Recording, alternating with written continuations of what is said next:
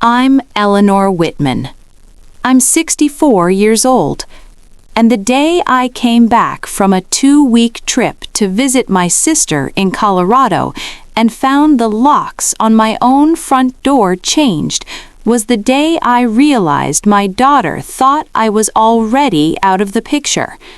The house was worth $1.5 million, 5 bedrooms, Lakeview, the kind of property my late husband worked 35 years to afford. It wasn't flashy, but it was solid, stable, ours, or at least I thought it was. When my key didn't turn in the lock, I assumed I was tired. Air travel does that. I tried again. Nothing. That's when I noticed the keypad. New, glossy, unfamiliar. And then the door opened.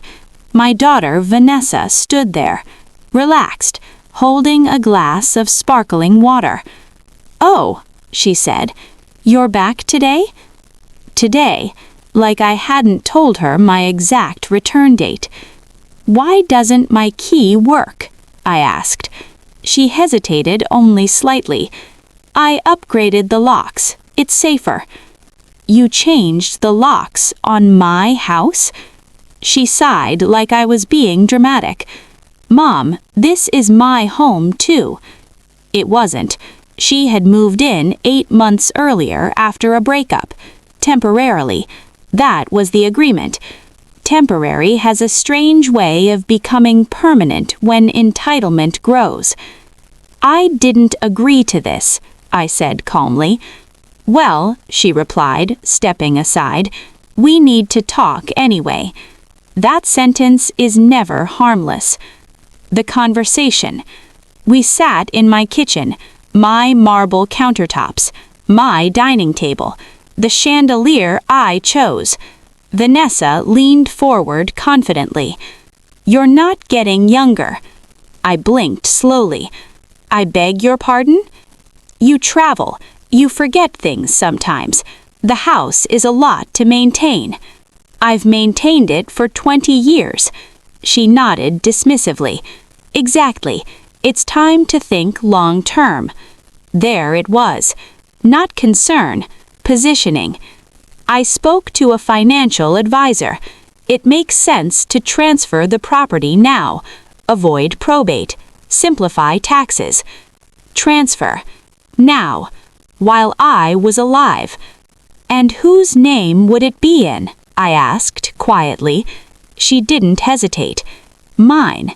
"Of course. You're my only child," she added softly. "It's coming to me anyway." That sentence echoed in my mind for days. It's coming to me anyway. That's when I knew this wasn't about protection. It was about acceleration. What she didn't know. 3 years after my husband passed away, I did something quietly. Not because I feared my daughter, but because I understand human nature. Grief changes people. So does money. I created the Whitman Family Living Trust. The house? Transferred into the trust, not in my personal name. Trustee? Me. Successor trustee? A neutral third-party attorney, not Vanessa. And there was a clause. If any beneficiary attempted to coerce, pressure, or restrict the primary trustee's access to trust property, they would forfeit inheritance rights, reduced to a nominal amount, $100, not out of cruelty, out of caution. I didn't expect to use it, but I believed in preparation. The escalation. A week after the lock incident, Vanessa brought paperwork, printed, highlighted, sticky notes marking signature lines. "I already filled it out," she said brightly. "For what?" "Property transfer deed. It's easy."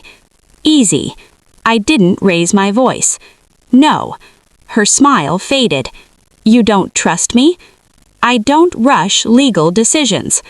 Her tone sharpened. "You're being paranoid." "No," I replied evenly. I'm being deliberate. That night, I noticed something else. My garage remote no longer worked. My alarm code had been changed. She hadn't just replaced locks, she was testing control. The breaking point. I confronted her calmly. Restore my access. She crossed her arms. I live here too. You live here because I allowed it. That's manipulative. No, I said softly, it's factual. She tried one final push. If something happens to you tomorrow, everything freezes. This is smarter. I studied her face carefully. You're planning for my absence.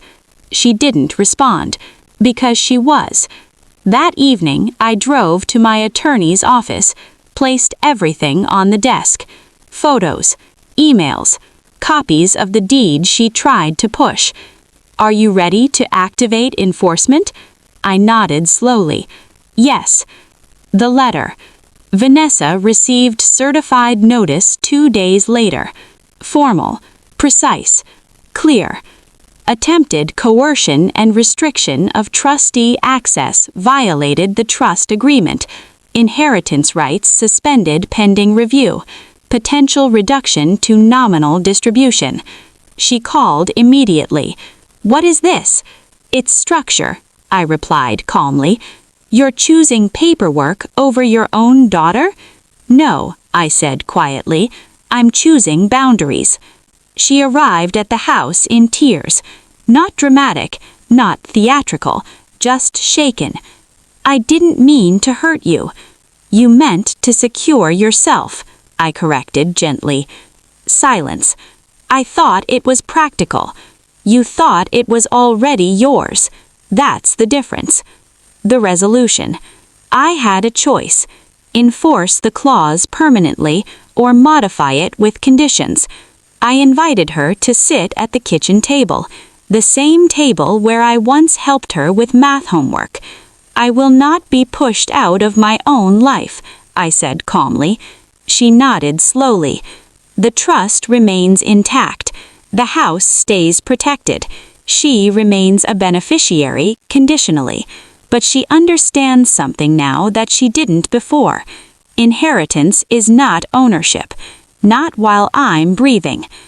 I'm Eleanor Whitman, and when my daughter changed the lock on my $1.5 million house while I was away, she thought she was securing her future. She had no idea I had secured mine years ago. Because love gives, but wisdom protects. And sometimes, the strongest thing a mother can do is remind her child that inheritance does not equal entitlement.